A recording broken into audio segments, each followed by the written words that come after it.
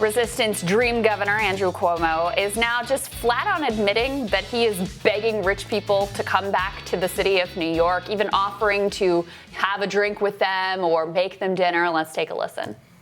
I literally talk to people all day long who are now in their Hamptons house, who also lived here, or in their Hudson Valley house, or in their Connecticut weekend house. And I say, you got to come back. When are you coming back? We'll go to dinner. I'll buy you a drink. Come over, I'll cook. They're not coming back right now. Maybe the most revealing part of that, Emily, is the beginning when he's like, I talk to rich people all day long, right? Like, this is who this man is and who he caters to. If you look at the campaign finance report, something like a third of New York's billionaire families have all given to him. This is who he's listening to. This is whose cares and concerns he is hearing and thinking about right now as we're still recovering from this pandemic. Small businesses have been shut. Something like 80% of small businesses in New York can't make their rent. And yet what he's really concerned about is getting the rich people to come over to his house for dinner. Well, so that's completely true that the first part is the best part, where he says, I literally talk all day long to people in the Hamptons. Cool. And it's a great point about small businesses in New York that are struggling so much. And, bringing some of that, the ultra wealthy people, of course, would like juice the economy a little bit, get them spending back in the city. I understand it. But his comms person, when he said, I talk all day long, must have been like, damn it. Well, this comes at a time, too, by the way, where New York does have a budget deficit, right? And so what a lot of lawmakers have been pushing for and what has overwhelming support is raising taxes on the rich so that you're not in the position of like embarrassingly begging them to come over to your house for dinner. You have a government structure in place that can help you fill that revenue hole. But your point is well taken that part of the whole problem with the economy, and New York is a microcosm because I think it has more billionaires than any other state in the country. But part of the problem is because you have so much concentrated wealth at the top.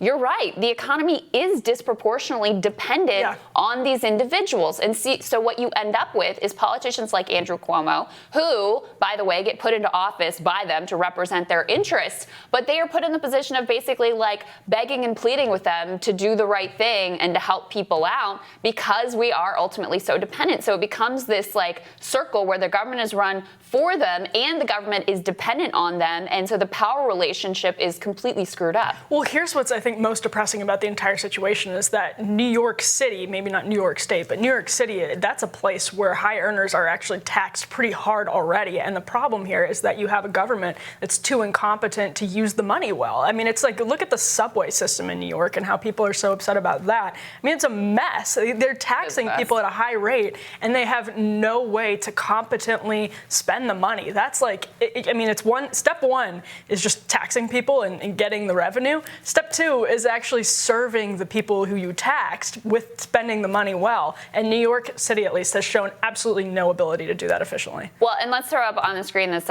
tear sheet from The Guardian that breaks down the information on the billionaires, and I got this information from them. So he has 43 billionaire donors. They have increased their net worth by $22 billion during the pandemic.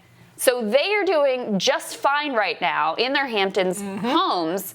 And the fact that that's who you're talking to all day long, that's who you're focused on, and you have drawn an absolute line against raising taxes on them whatsoever. What does that mean at a state level? Look, the federal government can run a deficit. A state like New York can't run a deficit like that. So the fact that you're unwilling to tax the people who have made out like bandits during this pandemic inevitably means you cut things like education funding. You cut things like school funding. You cut jobs, too. That's a major employer in all of these states and cities is the state and local government. So that's what you're talking about here. It's not for nothing that when you are unwilling to even moderately decrease the net worth of your top donors, it's everybody else who ultimately ends up suffering. And in particular, New York City, a place that was hit so hard and devastated so badly by this pandemic.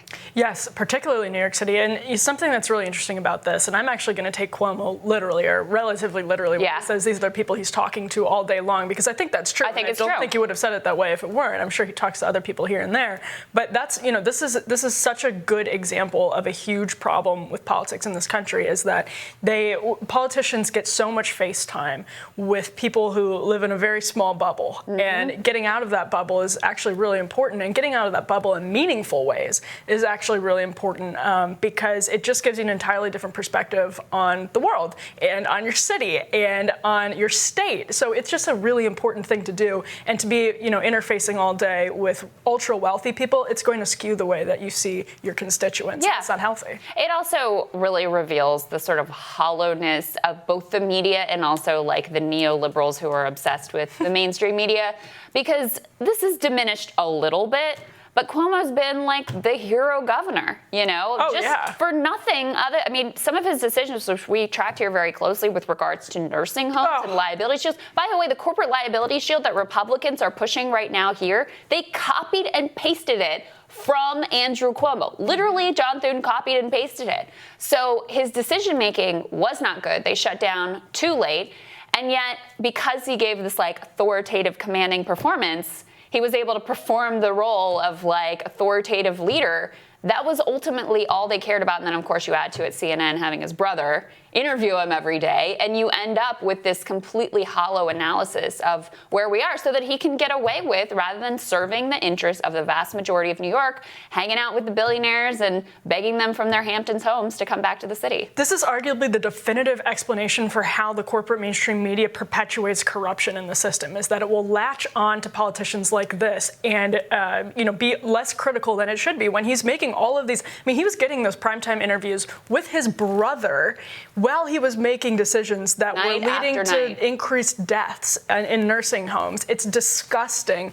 And I want to laugh at it because some of those interviews were just so pathetic, but it's really not funny because it's part of the system that is perpetuated by the corporate media, where they actually latch onto corruption and they're uncritical of it because it's amusing to them. They don't have to worry about it. You had all the blue checks talking about how sexy Andrew Cuomo was and literally writing articles about it. So, I mean, this is a system of corruption, and this maybe is one of the best case studies in it. Yeah, I think that's exactly right. And it's also personality driven, right? And we've seen this in the Joe Biden VP stakes as well, where it's like, there's been very little digging into what these vice presidential candidates would actually do, what their records actually reflect. Sometimes there's brands created like around Stacey Abrams that are totally disconnected from how she actually governed. I mean, in Georgia, she was like a mainline sort of conservative Democrat. Yes. And she's been created by the media through these glossy profiles that don't look at any of that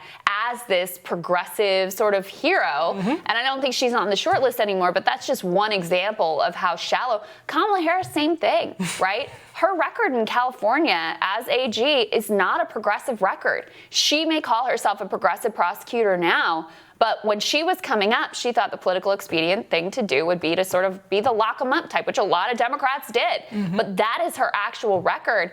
You don't hear any of that. So it's just one more example of how sort of shallow, personality-driven the coverage of politicians, especially Democratic politicians, tends to be from the media. Right, and they buy their spin. You know, when it's somebody like Stacey Abrams or Kamala Harris, and they're out there trying to convince progressives that they're progressive, based on if they have these sort of electric personalities, the media will buy their spin and they'll help them out. Even when they don't have great personalities, the media will help them out. I think Hillary Clinton, who would complain about her coverage in the press, actually benefited a lot in 2016 from people spinning her record and buying her spin. So you can pick out examples of this left and right. Well, I mean, not on the left mostly. I meant that figuratively. Yeah. But over at Fox News, you get a different set of heroes, right? That were uncritically lifted up.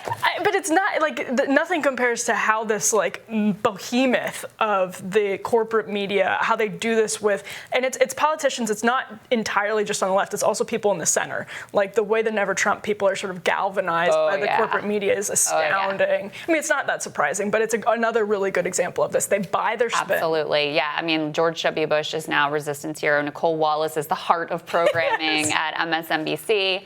All of that, certainly true. Luckily for us, sometimes, as in this moment, they really reveal themselves. All right, we're going to have more Rising for you after this.